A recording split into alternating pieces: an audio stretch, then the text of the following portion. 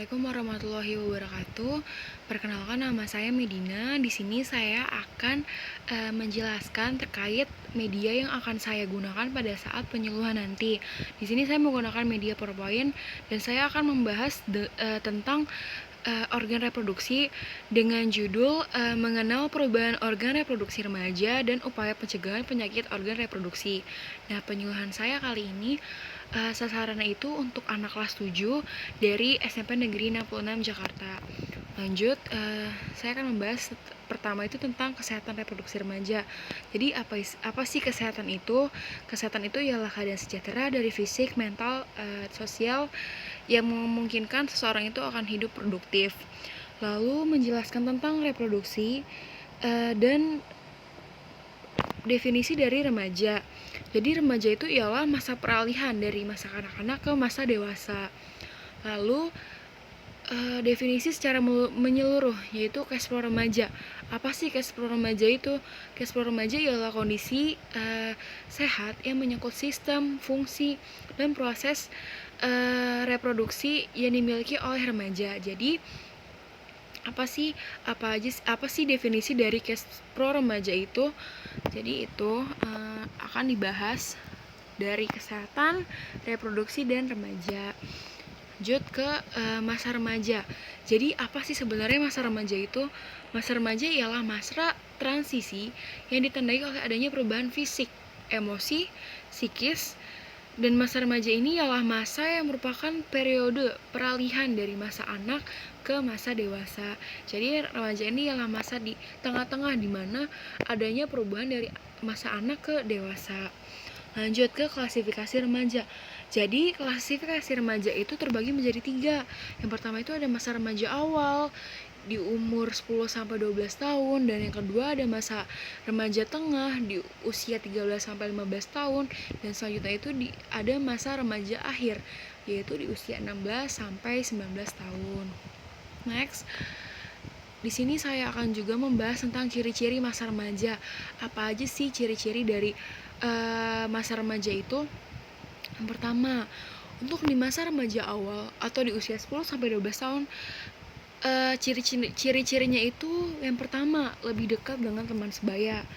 Yang kedua, ada rasa ingin bebas dalam melakukan sesuatu, tidak mau dikekang dan segalanya. Lalu yang ketiga itu ialah lebih banyak memperhatikan keadaan tubuhnya dan mulai berpikir abstrak. Nah, maksudnya berpikir abstrak ini seperti misalkan seorang anak ini diberi satu informasi, nah anak ini akan menilai atau berpandangan yang berbeda.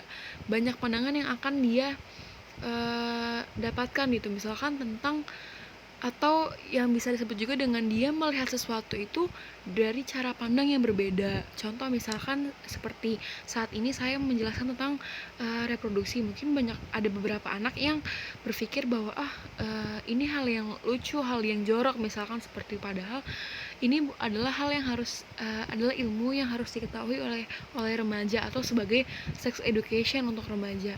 Dan juga ada juga anak-anak yang berpikir, wah ini bagus untuk masa depan, seperti itu. Next, yang kedua, ini ada masa remaja tengah di usia 13-15 tahun. Nah, ciri-cirinya itu adalah mencari identitas diri, timbul keinginan untuk kencan, mempunyai rasa cinta yang mendalam. Biasanya rasa cinta mendalam ini ke teman dekatnya atau ke teman kencannya, seperti itu. Lalu mengembangkan kemampuan berpikir abstrak, apa yang sudah dapat informasinya mungkin akan dikembangkan kembali di masa remaja tengah ini. Dan yang terakhir itu ciri-cirinya ialah berhayal tentang aktivitas seks. Nah, biasanya di umur remaja tengah ini sudah banyaknya informasi terkait dengan seksual. Seperti apa sih seks itu mereka sudah tahu. Makanya di sini di remaja tengah ini atau di usia SMP, anak-anak SMP ini perlu banget pentingnya edukasi tentang sex atau sex education, seperti itu. Lanjut ke masa remaja akhir. Nah, masa remaja akhir ini di usia 16-19 tahun. Nah, ciri-cirinya itu ada pengungkapan kebebasan diri, lebih selektif dalam mencari teman sebaya, terus memiliki citra jasmani dalam dirinya, biasanya lebih mementingkan penampilan, lalu juga dapat mewujudkan rasa cinta dan mampu berpikir abstrak. Nah, di sini saya akan lebih menekankan tentang bagaimana sih remaja tahu apa yang berubah dalam diri dia, karena ini adalah masa peralihan gitu, dari anak ke dewasa. Beberapa hal ada yang berubah dalam diri dia. Nah, maka dari itu mereka juga harus tahu nih, adanya perubahan maka akan ada juga masalah yang mereka alami. Maka dari itu mereka harus menghindari masalahnya dan juga harus tahu apa sih perubahan dalam tubuh dia. Nah, untuk ini saya ambil dari Indonesia balik.id. Indonesia balik baik. Oke, yang pertama itu ada tanda-tanda dari seks primer, yaitu haid pada masa remaja perempuan, mimpi basah untuk remaja laki-laki, dan untuk tanda-tanda seks sekundernya itu, kalau untuk laki-laki itu biasanya tumbuh jakun, terus juga badan berotot, tumbuhnya kumis, cambang, dan rambut di sekitar kemaluannya. Dan sedangkan untuk remaja perempuan, yaitu tanda-tanda seks sekunder itu ada payudara membesar, pinggul melebar, tumbuhnya rambut di ketiak, dan sekitar kemaluan. Lanjut ke apa aja sih perbedaan fisik remaja laki-laki dan remaja perempuan. Nah, tadi sebenarnya sudah dijelaskan di kelas sebelumnya, cuma di sini saya akan lebih menekankan lagi supaya mereka tahu sebenarnya di masa remaja ini mereka sudah berubah loh fisiknya. Pertama, untuk laki-laki ini suaranya besar, pertumbuhan penis dan kantung zakar, lalu ada ereksi dan ejakulasi, lalu badan mereka juga berotot. Lalu ejakulasi ini artinya ya keluarnya sperma. Lalu perempuan ini ialah perubahannya itu ada pertumbuhan rahim dan vagina. Nah, ini tuh sudah mulai matang. Lalu ada menstruasi, pinggul yang membesar, dan juga payudaranya ikut membesar, seperti itu. Lanjut ke tanda awal kematangan dari laki-laki dan perempuan. Ini sangat berbeda. Kematangan itu seperti tanda bahwa organ reproduksinya ini sudah berfungsi selayaknya gitu. Nah, yang pertama itu kalau untuk remaja laki-laki itu tanda awal kematangannya dia sudah mengalami mimpi basah, itu tanda-tandanya. Sedangkan untuk perempuan itu dia mengalami menstruasi atau haid. Nah, itu sudah tanda-tanda bahwa organ reproduksinya sudah bisa berfungsi. Oke, lalu di sini saya akan membahas tentang mengenal organ reproduksi. Jadi sistem reproduksi wanita dan pria itu beda gitu. Saya akan jelaskan sedikit tentang fungsi-fungsi dari sistem reproduksi manusia, baik laki dan perempuan. Mungkin di sini saya akan menjelaskan yang umumnya saja karena memang banyak dan yang harus diketahui sih oleh remaja-remaja sekarang. Nah, next, pertama itu saya akan membahas tentang organ reproduksi wanita.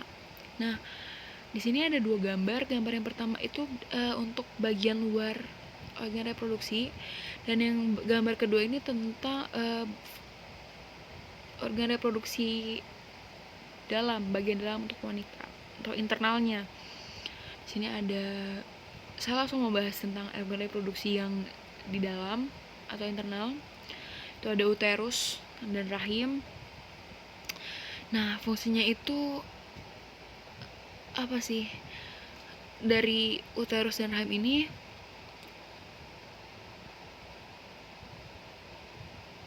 untuk menghubungkan rahim ke bagian luar. Jadi uterus ini ya sebagai penghubung antara yang bagian internal alat reproduksi dan bagian eksternalnya. Lalu yang kedua itu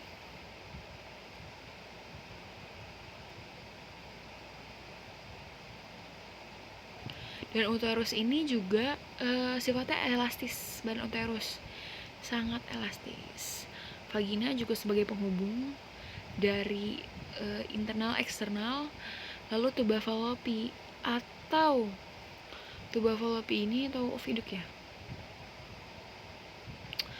Ini fungsinya apa sih tuba fallopi ini? Sebagai pengambil telur.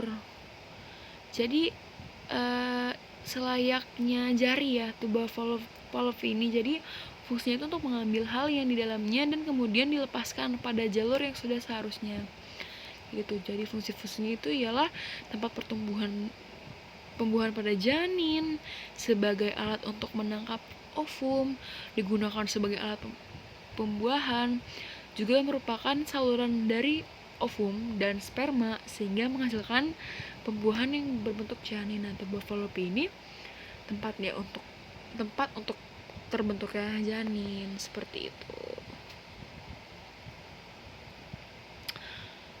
Lalu ovarium atau indung telur. Nah, apa sih fungsinya dari ovarium? Nah, gambarnya itu ada di sebelah kanan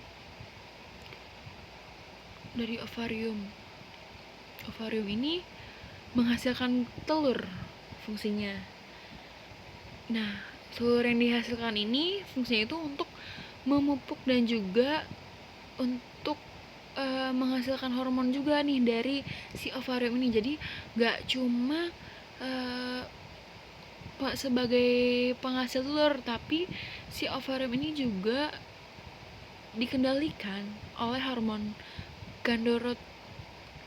gonadotropin releasing yang dilepaskan oleh sel-sel saraf pada hipotalamus seperti itu. Jadi intinya sih ovarium ini sebagai penghasil telur ini untuk wanita. Oke,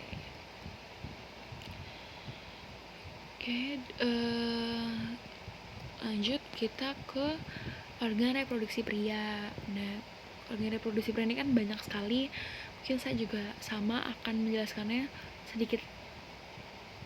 Nah, yang pertama itu ada penis. Nah, penis itu apa sih fungsinya? Nah, ini sebagai sarana untuk jalur air seni dibuang.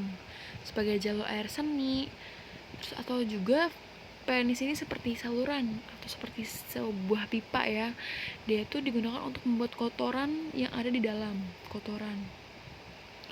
Nah, kayak air seni ini juga memang dikeluarkan dari penis agar tidak adanya penyakit gitu. Lalu ada skrotum.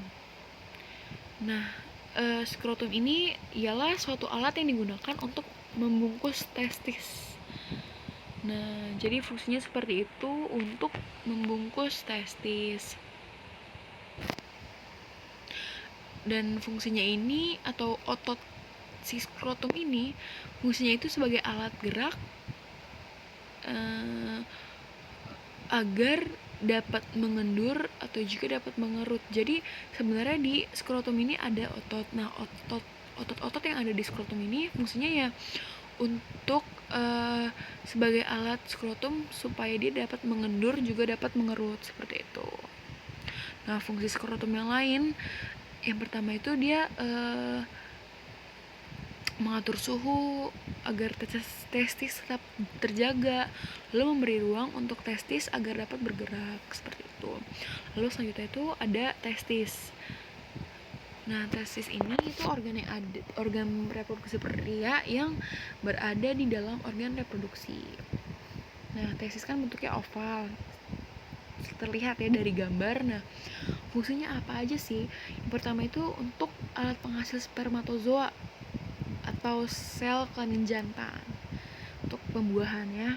Lalu yang kedua itu sebagai alat untuk menghasilkan hormon seks testosteron. Nah, testosteron ini ya diproduksi oleh testis. Lalu yang terakhir itu untuk menjaga suhu agar spermatogenesis tetap terjadi. Lalu selanjutnya itu ada epididymis. Epididymis ini apa sih fungsinya? Nah, epididymis ini yang di atas si testis ini fungsinya untuk alat pengukuran atau sebagai tempat untuk pematangan sperma yang dihasilkan oleh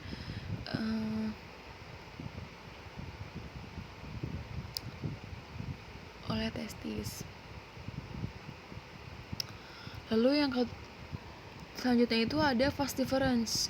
Ya, vas deferens ini ialah saluran organ reproduksi yang berbentuk seperti tabung, layaknya seperti tabung ya, untuk si vas deferens. Nah, fungsinya itu untuk jalannya sperma ke vaskula, lalu tempat untuk menampung sperma, dan tempat untuk proses pematangan si sperma nih. Jadi itu fungsi dari beberapa alat reproduksi pria, seperti itu yang harus diketahui. Lalu selanjutnya itu saya ingin membahas terkait berbagai macam penyakit organ reproduksi. Jadi sebenarnya di Indonesia itu nggak cuma wanita yang paling banyak punya masalah tentang organ reproduksi, lelaki juga. Cuman di sini saya ngambil dari Kementerian Kesehatan bahwa setiap harinya wanita, setiap 2 menit di dunia itu satu wanita meninggal karena kanker serviks, dan juga 1 jam di Indonesia itu wanita meninggal karena kanker serviks, seperti itu. Jadi banyak angka kanker serviks ini tinggi di Indonesia, seperti itu. Jadi di sini ada upaya preventif. Lalu bahwa karena banyak sekali permasalahan terkait organ reproduksi, maka dari itu bahwa sebenarnya inti dari apa sih yang harus dilakukan agar kita terhindar dari penyakit organ reproduksi, ya mencegah, karena mencegah itu lebih baik daripada mengobati. Lalu di sini saya akan menjelaskan terkait dengan apa sih penyakit dari organ reproduksi itu apa aja sih. Jadi infeksi saluran reproduksi itu terbagi menjadi 2. Yang pertama itu ada dari melalui hubungan seksual, dan juga tanpa melalui hubungan seksual, atau mungkin di sini konteksnya lebih ke kebersihan diri, seperti itu. Nah, untuk yang melalui hubungan seksual ini banyak sekali contohnya. Nah, beberapa saya ambil seperti gonorea, lalu ada sifilis, HIV dan HIV/AIDS. Jadi itu 3 ini dari sekian banyak contoh yang memang sebagai penyakit reproduksi melalui hubungan seksual. Lanjut, nah ini beberapa contoh penyakit karena ISR-nya melalui hubungan seksual. Ada chlamydia, kencing nanah, itu kencingnya keluar nanah. Lalu ada kutil kelamin atau jengger ayam, atau kutil yang ada di organ reproduksi. Lalu ada raja singa, ini juga di laki-laki biasanya ya, untuk raja singa ini atau sifilis. Lalu apa aja sih penyebab dari saluran reproduksi, infeksi dari saluran reproduksi? Nah, biasanya itu kita bisa lihat dari dua hal. Pertama itu dari perilaku seksual. Biasanya kalau umur dewasa itu kan cenderung terkena penyakit ISR ini karena mereka anal sex atau melalui bagian dubur. Anal sex ini dia biasanya anal sex ini dia itu biasanya menggunakan mulut ya, anal. Dan juga ada juga yang menggunakan dubur gitu, tidak selayaknya, sehingga jadinya infeksi. Lalu juga berganti-ganti pasangan, dan juga adanya pelacuran. Nah, sama sih sebenarnya berganti-ganti pasangan dan pelacuran, tapi mungkin kalau berganti pasangan saja ini seperti ya homo, lesbian, seperti itu. Lalu akibat jangka panjang. Nah, apa aja sih akibat jangka panjangnya itu? Seperti kemandulan, komplikasi pada kehamilan, adanya cacat janin, lalu kanker mulut rahim atau leher rahim, lalu keguguran secara spontan, dan juga HIV/AIDS. Oke, di sini saya juga akan membahas terkait gimana sih cara mencegahnya. Kan tadi sudah banyak tuh contoh-contoh penyakit yang karena infeksi saluran reproduksi atau penyakit karena organ reproduksi. Apa sih cara yang tepat, apalagi untuk anak-anak remaja nih? Nah, tadi kan sudah dijelaskan bahwa di sini saya ambil dari Kementerian Kesehatan bahwa kesehatan reproduksi itu ialah keadaan sehat baik secara fisik, psikis, dan sosial yang berkaitan dengan sistem, fungsi, dan proses reproduksi. pada laki-laki dan perempuan agar dapat bertanggung jawab. Jadi intinya ya kesehatan itu ya harus dari fisik, mental, psikis, dan sosial untuk remaja. Lalu di sini juga dijelaskan apa sih yang kita bisa lakukan untuk remaja agar terhindar dari penyakit organ reproduksi, karena organ reproduksi itu bisa terkena infeksi bukan karena hubungan seksual tapi juga karena kurangnya kebersihan kita. Yang pertama itu karena pakaian dalam. Pakaian dalam ini sebaiknya diganti tuh minimal 2 kali dalam sehari. Apabila sudah lembab, lebih baik diganti. Lalu menggunakan bahan yang menyerap keringat untuk pakaian dalam agar tidak cepat lembab. Lalu setelah misalkan buang air kecil, lebih baik pakai handuk ya, dibersihkannya, handuk kering yang lembab dan tidak bau agar tidak lembab kemudian, karena kan misalkan habis cebok basah terus pakai shampoo bisa jadi basah, jadi lembab seperti itu. Lalu misalkan untuk perempuan nih, perempuan ini diharapkan untuk setelah membuang air seni untuk melakukan cebok, itu ceboknya itu dari arah depan ke belakang agar kuman yang datang dari anus tidak ikut ke organ reproduksi gitu. Jadi dari depan ke belakang cara ceboknya seperti itu. Nah, sedangkan untuk laki-laki tuh apa sih yang penting dilakukan? Yaitu dia itu dianjurkan untuk disunat atau dihitan. Nah, jadi apa sih? Kenapa sih harus disunat atau dihitan? Jadi itu ternyata manfaatnya itu agar terhindar dari kanker penis, karena pas disunat itu kan yang diambil kotorannya. Dan juga kalau misalkan nanti laki-laki ini sudah menikah, untuk menghindari risiko agar istrinya tidak terkena kanker leher rahim. Lanjut. Nah, ini mungkin juga beberapa tips saya akan menekankan ke remaja wanitanya untuk menjaga kebersihan organ reproduksi.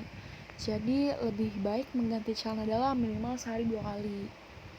Jangan sehari sekali karena lembab dan akan merasa tidak nyaman. Lalu kalau saat wanita menstruasi disarankan untuk mengganti pembalut itu setiap 4 jam sekali gitu. Apalagi untuk misalnya anak-anak usia sekolah, lebih baik pada saat istirahat bisa diganti pembalutnya. Lalu yang ketiga itu biasakan cebok dengan air bersih saat buang air kecil, jangan menggunakan tisu, karena agar kuman-kuman atau kotoran itu bisa keluar gitu, tidak masuk ke organ reproduksi. Lalu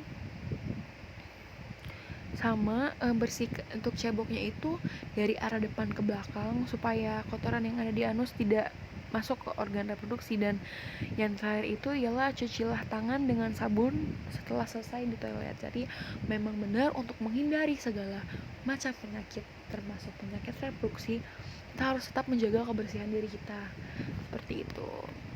Oke. Di sini saya menekankan bahwa menjaga kesehatan hari ini memberi harapan yang lebih baik untuk di esok hari, karena kesehatan itu penting, kesehatan itu mahal harganya, dan mencegah itu lebih baik daripada mengobati. Dan di sini saya tegaskan bahwa banyak sekali faktor yang bisa membuat kita sakit atau infeksi reproduksi, karena kurangnya kebersihan dari diri, kurangnya pola hidup sehat, dan juga perilaku yang tidak baik seperti itu. Oke, sekian dari saya, lebih kurangnya mohon maaf. Assalamualaikum warahmatullahi wabarakatuh.